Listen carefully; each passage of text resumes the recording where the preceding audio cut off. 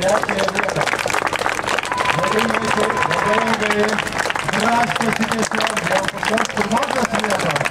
Ne tik trečiajame etape jaunąją Liuksai, vis tik tai vyresnieji ten parodė iš tokio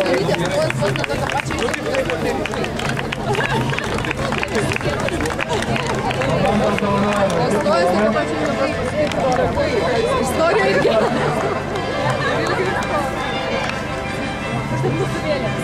Taip pat specialia Jaunio klubo įsteigta taurė ir taip pat sąjūdžio prizu.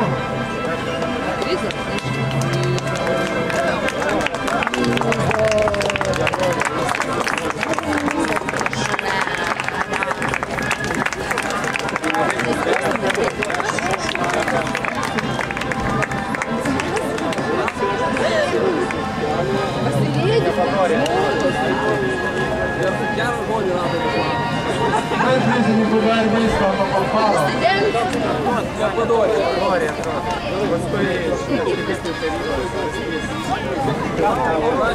Ant antrojo laiptelio pažiūrėsime Ąžuolo komandą.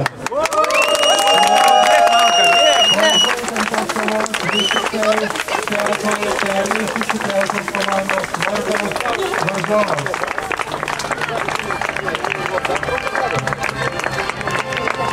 Tačiau tikėkimės, kad tai bus tik tai dar didesnė motyvacija, dar didesnis stimulas sekančiais metais atkovoti prarastą poziciją.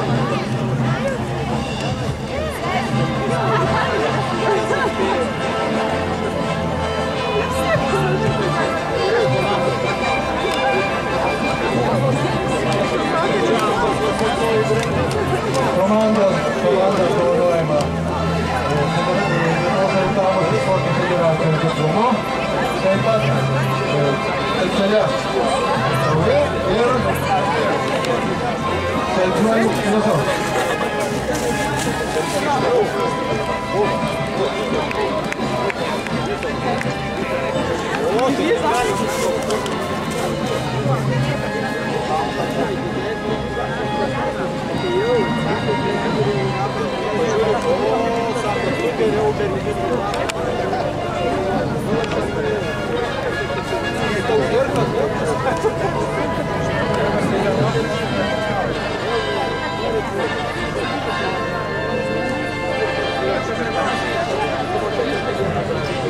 Ir jums dar skamba pasidaras.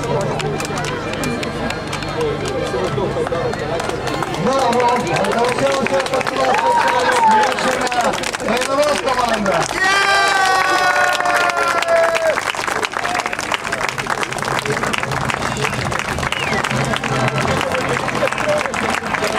Truputį strigusi kažkur tai varžybų pradžioje.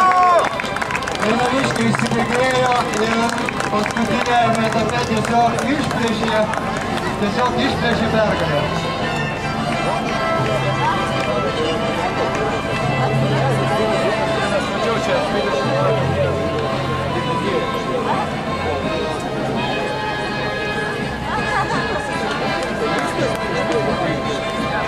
Ir kągi, totalizatorius vis tik tai buvo teisus.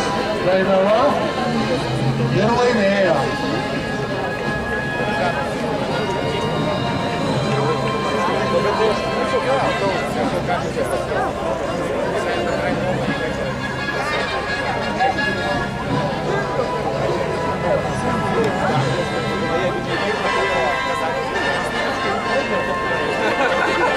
Kokias vyksta sveikinimaisi. Prizininkai pagerbė vieni kitos, tai labai gražus gestas. Malonu, kad čia gyvuoja draugystė. Na, o stipriausioji komanda apdovanojama Sporto federacijos diplomu, taip pat pereinamąją taurę. Taip pat taurė, kuri yra neperinamoji, o Jaunio klubo įsteigta visam laikui ir taip pat didžiuoju prizu. Dar ne viskas. Dar vienas prizas, ko gero, toks smarkiai labai prizas.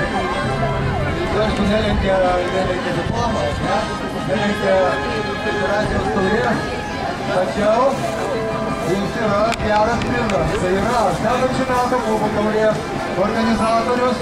Bent jau čia atstovas yra vienas, galbūt ir teisėjas, dar direktorius, tai žmonimų nežinau.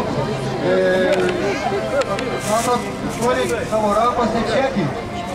Nemokamas startas 70 metų klubų taurės varžybos. Gerai pavarėjai.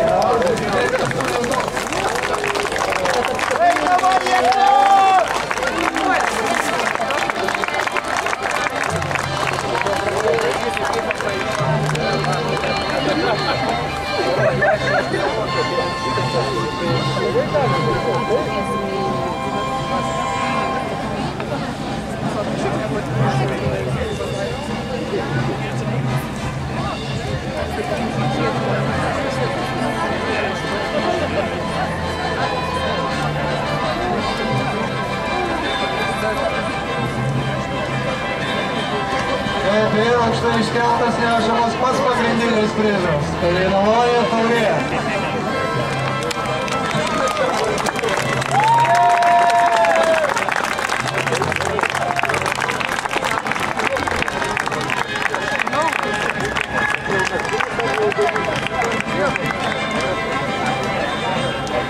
Norėtojams skamba fanfaros, fotografai įamžina šitą svarbų mūsų orientavimosi sportui momentą.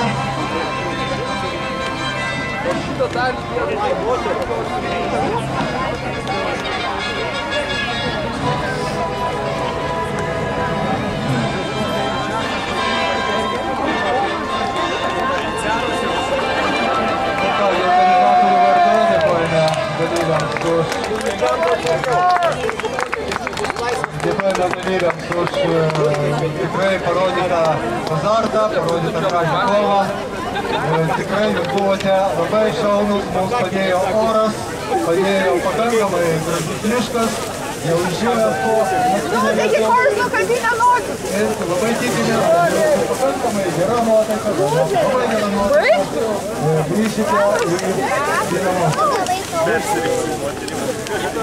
dar vieną labai svarbų momentą, sorry, pamiršome, komanda nugalėtoja privalo nuleisti vėliavą. Tokia jų yra garbinga pareiga.